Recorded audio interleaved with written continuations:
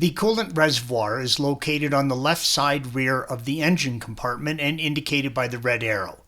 On the 991 Gen 2, you will first need to remove the engine cooling fans, rear wing, taillights, rear bumper cover, and airbox and air system.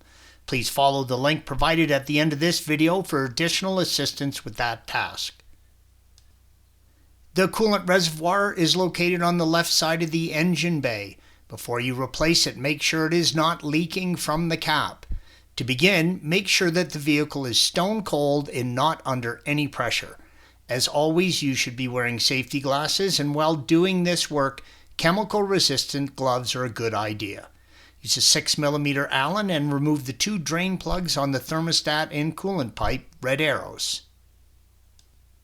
First, remove the coolant level sensor, red arrow. Gently press in on the tab, red arrow, and separate the wiring connection. Lift up on the hose above the sensor and turn the sensor 45 degrees clockwise. You can now pull the sensor out from the reservoir.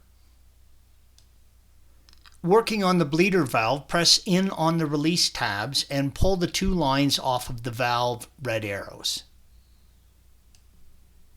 Use a T20 torque and remove the single screw holding the valve to the reservoir, red arrow.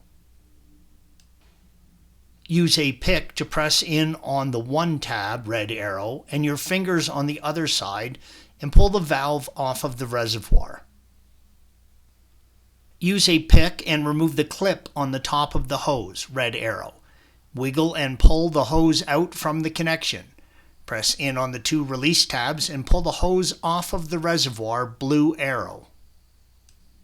You may need to release the clamp holding the hose to the coolant pipe, red arrow. I was able to replace our tank without doing this.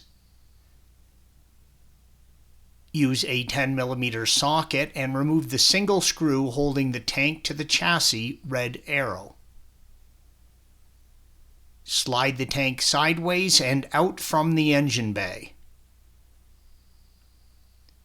There is a rubber nub on the rear of the tank that will sit into the chassis, red arrow. Make sure this is lined up when reinstalling. Installation is the reverse of removal. Now you must vacuum, fill, and bleed your coolant system. Please follow the link provided at the end of this video for additional assistance with that task.